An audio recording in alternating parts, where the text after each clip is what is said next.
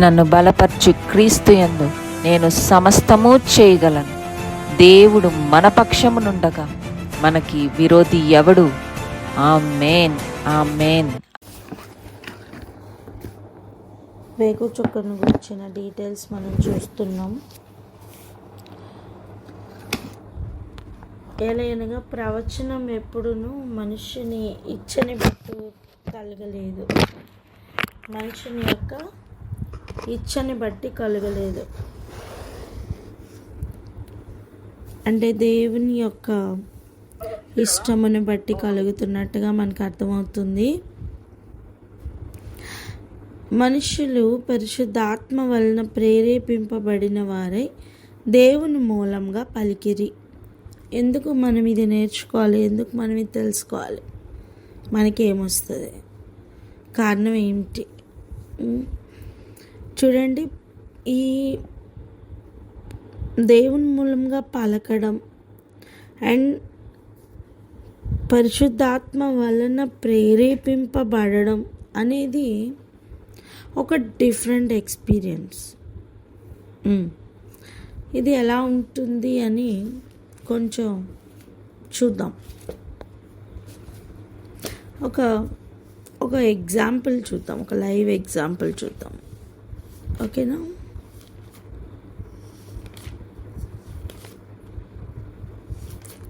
కీర్తనలు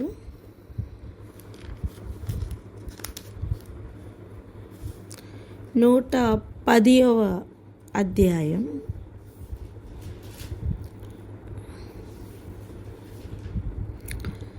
1వ వచనం చదువుకున్నాం.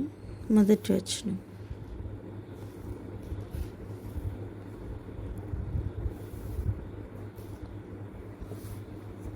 తీసారా? చదువుతారా?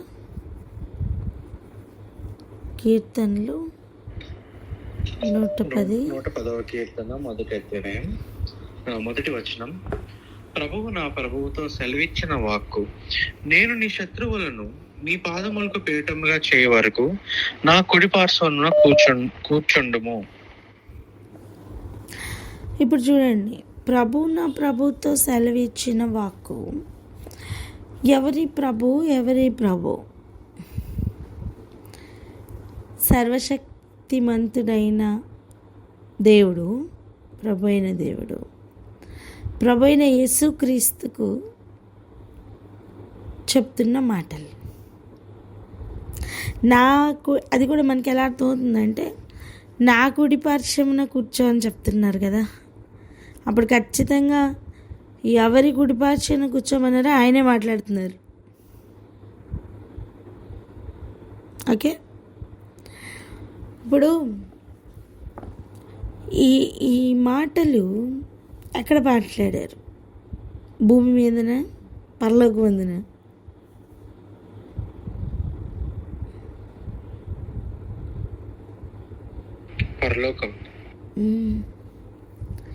పరలోకంలో మాట్లాడారు. అది భూమి మీద ఉన్న ఒకరి నోటికి ఎలా తెలిసింది? అర్థం ఇది ఎట్లా ఉంటుందంటే, ఇప్పుడు నేనున్నాను, లక్కీ ఉన్నది అనుకోండి. ఇంట్లో మేము మాట్లాడుకునే మాటలు మేమిద్దరం చెప్పకపోయినా మాతో పాటు థర్డ్ పర్సన్ ఎవరన్నా ఉంటే వాళ్ళు వెళ్ళి చెప్పచ్చుగా బయటికి. అవునా కదా? చెప్పండి. మాతో పాటు ఇప్పుడు అమ్మమ్మ వింటున్నారు అనుకోండి, మేమేం మాట్లాడుతున్నాం, మేమేం చేస్తున్నాం అనే విషయాన్ని దగ్గరుండి చూశారు కనుక, హైదరాబాద్లో ఉన్న జ్ఞానక్క వాళ్ళకి మమ్మీ చెప్పారనుకోండి, ఎలా ఉంటుంది? ఇక్కడ చూసిన విషయం అక్కడ చెప్పారు కనుక జ్ఞానక్క వాళ్ళకి తెలిసింది. అంతే కదా? ఇదే కదా జనరల్గా జరుగుతుంది. ఇప్పుడు భూమి మీద ఒక ఊర్లో జరిగిన విషయం అయితే మనకి ఈజీగా ఇంకొక ఊర్లో తెలుస్తుంది, ఇంకొక పట్టణంలో లేకపోతే ఇంకొక దేశంలో తెలుస్తుందని మనం లైట్గా తీసుకుంటాం. కానీ పరలోకంలో జరిగిన ఒక సంగతి నా ప్రభుతో మాట్లాడారు. అది భూమి మీద ఉన్న ఒక వ్యక్తి ఏదో గొర్రెలు కాసుకుంటూ సడన్గా అలా పలికేశాడు. అంటే దావీదు పరలోకంలో చూశాడా? లేదు. ఎంత బలమైన శ్రేష్టమైన ప్రాఫిటికల్ వర్డ్స్ అక్కడ తను పలికాడో తెలుసా? యెహోవా నీ పరిపాలన దండంను సియోనులో నుండి సాగు చేయుచున్నాడు. నీ శత్రువుల మధ్యను నీవు పరిపాలన చేయము.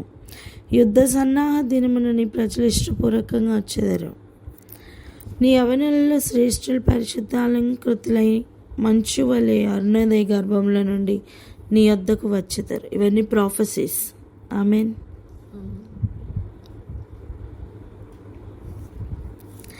ఎలా పలికాడు ఇవన్నీ దావీదు? అర్థమైంది? డైరెక్ట్ ఎగ్జాంపుల్ ఇది. పరలోకంలో జరిగిన ఒక విషయం భూమి మీద పలకడమే కాదు, భూమి మీద ఇంకా జరగబోతున్నవి కూడా పలుకుతూ ఉన్న అనుభవం. ఇక్కడి నుంచి అక్కడికి వెళ్ళిన అనుభవం లేదు. అంటే భూమి మీద నుంచి పరలోకంలోకి వెళ్ళి చూసొచ్చిన అనుభవం కాదు దావీదే. పరిశుద్ధాత్మ వలన ప్రేరేపింపబడిన వాడే పలుకుతున్న పలుకులవి. ఆమెన్.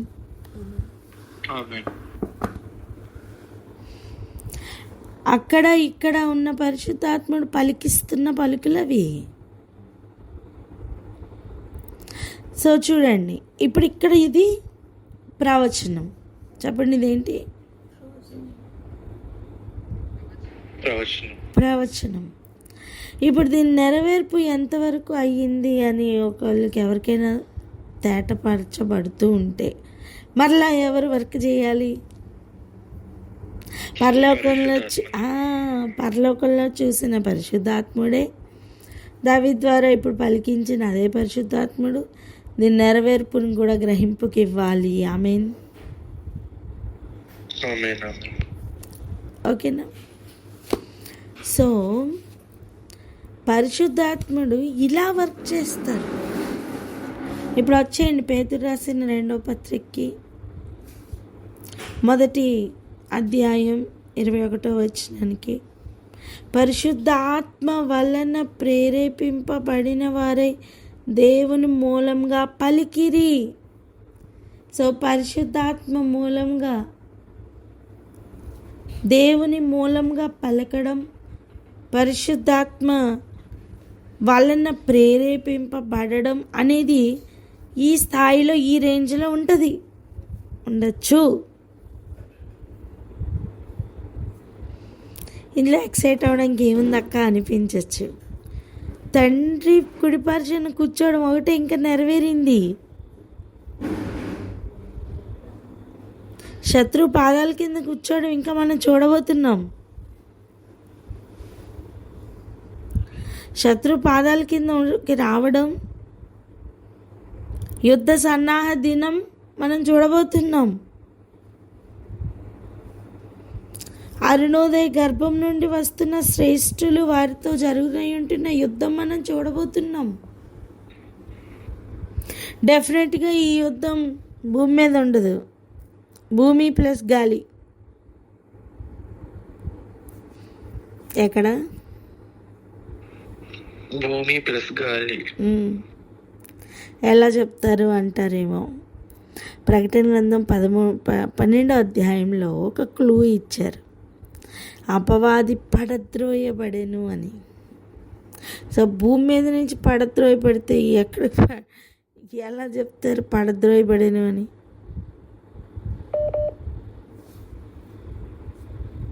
పరలోకంలో ఇంకా స్థలం లేకుండా పడద్రోయబడ్డాడట. అది కేవలం భూమి మీద ఒక కార్యమే అయితే అలా ఎలా చెప్తారు? సో డెఫినెట్గా అది గాలిలో కూడా జరుగుతున్న విషయం, పరలోకంలో నుంచి కూడా వెళ్ళగొట్టబడుతున్న అనుభవం. అపవాదికి శత్రువు పాదముల కిందకు వస్తున్న అనుభవం అది. డెఫినెట్గా ఇవన్నీ జరగబోతున్నాయి. ఈరోజు మనం ప్రేయర్ చేయాల్సిన ప్రేయర్ ఏంటో తెలుసా? ఇవన్నీ డెఫినెట్గా జరగబోతున్నాయి. నువ్వు ఏ గుంపులో ఉంటావు, అది పాయింట్. సింపుల్గా ఒకటి అడిగినా, ఓడిపోయే బ్యాచ్లో ఉంటారా గెలిచే బ్యాచ్లో ఉంటారా డిసైడ్ అయిపోండి.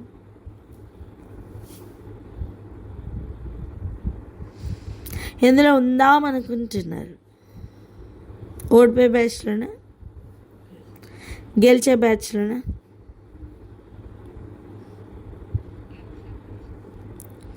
జయించే బ్యాచ్లో ఉండాలి. దేవుడు అలా మనకి తోడై ఉండాలని ప్రార్థన చేద్దాం. సో ఏ ప్రాఫెసీ అయినా సరే ఇలా ఉండొచ్చు, ఉంటుంది. ఇదొక ఎగ్జాంపుల్ అంతే. ఇలా కూడా ఉంటుంది. పరలోకంలో జరిగినవి భూమి మీదకి తీసుకుని వచ్చి ఒకరు చెప్తున్నారు అంటే అది పరిశుద్ధాత్ముడే. ఆమేన్. సో అది వెరీ స్మాల్ సెంటెన్స్ అవ్వచ్చు, కానీ దాని నెరవేర్పు can take couple of years.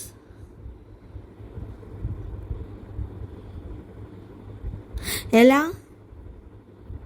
కొన్ని సంవత్సరాలను తీసుకోవచ్చు, కొన్ని యుగాలను తీసుకోవచ్చు. తండ్రి కుడి పార్శ్వమున కూర్చొని ఇప్పటికి ఎన్ని యుగాలని? భూమి యొక్క టైం లైన్ ప్రకారం 2000 సంవత్సరాలు అంటే 2 యుగాలు. పరలోకం యొక్క టైం లైన్ ప్రకారం 2 రోజులు.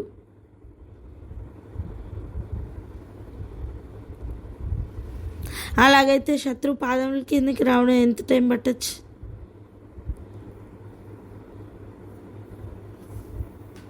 ఒక సెంటెన్స్ నెరవేర్చబడ్డానికి యుగాల టైం పడుతుంది.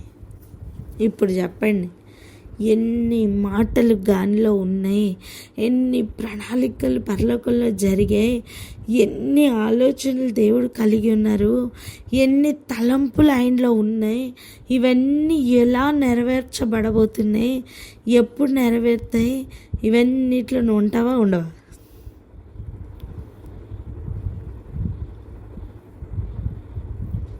ఎప్పటికప్పుడు అపవాది మనల్ని ప్రేరేపిస్తూ ఉంటాడు. నువ్వు ఎందుకు వెళ్ళిపో, నిన్నెవరు పట్టించుకోరు, నీకెవరు ఏం చెప్పరు, నీకెవరు లేరు, నువ్వు వెళ్ళిపో, చచ్చిపో, అది ఇది అని వాడి ఫైనల్ టార్గెట్ అటు చంపేయాలి. దొంగిలించుటకు, నాశనం చేయటకు, హత్య చేయటకు తప్ప వేరే దేనికి రాడు. ఆడు మంచిగా పనిలో ఉన్నాడు, ఆడు పని కంప్లీట్ అవుతుంది, దొంగిలిస్తున్నాడు. ఎన్ని స్పిరిచువల్ గిఫ్ట్స్ దొంగిలించాడు. నీ ఎన్ని రోజులు దొంగిలించబడ్డాయి నీకు తెలుసా? అసలు వాడు మత్తులో ఎన్ని రోజులు మిస్ అవుతున్నావు తెలుసా?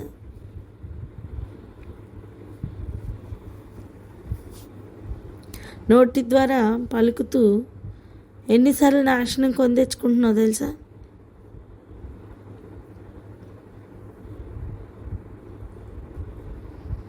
ఇవన్నీ ఒక ఎత్తు అయితే, నిన్ను చంపాలి అనేది ఒక ఎత్తు.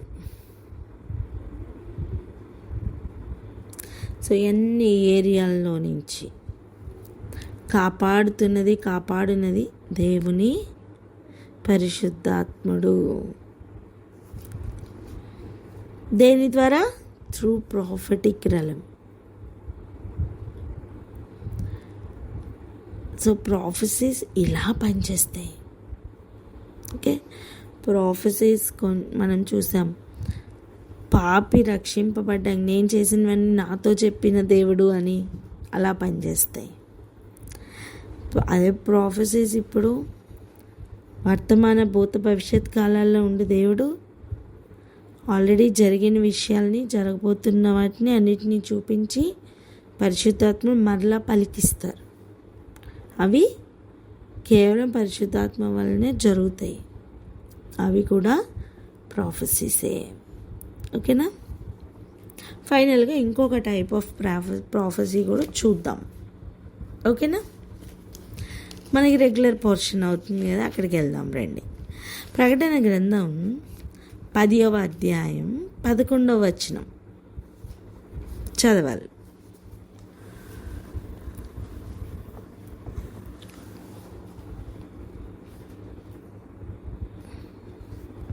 మ్యూట్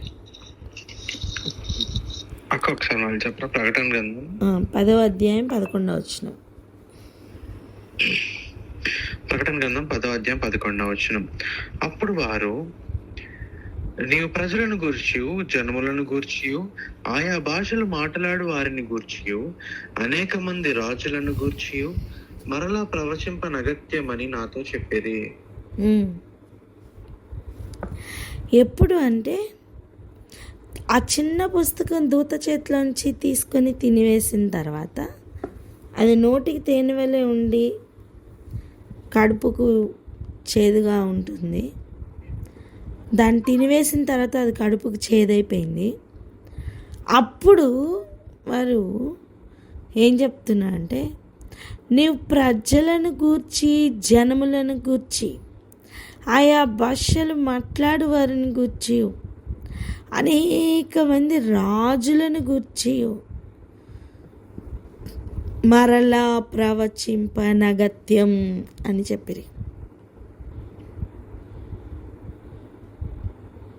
ఆ చిన్న పుస్తకం ఏదైతే ఉందో ఆ మొత్తం తినివేసిన తర్వాత మరలా ప్రవచించడానికి ఏం ప్రవచించాలో మరలా పరిశుద్ధాత్ముడే చూపిస్తారు. ఇది ఇంకొక లెవెల్ ఆఫ్ ప్రాఫెసీ.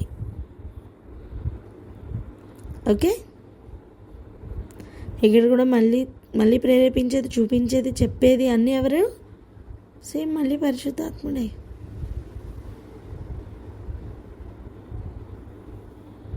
సో ఒకడు నీటి మూలంగాను ఆత్మ మూలంగాను జన్మించడం అవసరమా కాదా? అవసరం. దేవుని మూలంగా పుడుతూ పరిశుద్ధాత్మ వలన పలుకుతున్న ప్రతి మాట భూమి మీద నెరవేర్చబడుతుంది. ఆమేన్. ఇక్కడ ఆగి ప్రార్థన చేద్దాం. ఇటువంటి ఆత్మ ప్రతి ఒక్కరి మీదకి కుమ్మరింపబడాలని. రెండవది, అది కనిపెట్టే పవర్ దేవుడు అనుగ్రహించాలని. అబద్ధంను సత్యంను కూడా వేరుగా చూడగలిగే కన్నులు అట్ ఏ టైం కావాలని. ఒకడు ఊహను బట్టి మాట్లాడుతున్న అనుభవం కాకుండా ఇలా టేకెన్ ఓవర్ స్థితిలోనికి వెళ్ళి పలుకుతున్నప్పుడు పలుకుతున్నవాన్ని గుర్తుపట్టుట. అట్ ఏ టైం ఒకవేళ నీ నోట్లో నుంచే దేవుడు పలికిస్తారేమో, పలుకుతున్నప్పుడు జాగ్రత్త పడుట. ఇవన్నీ మన బాధ్యత. అర్థం చేసుకొని ప్రార్థన చేద్దాం. ఓకే, ఒక ఇద్దరు ప్రార్థన చేసి క్లోజ్ చేయండి మా.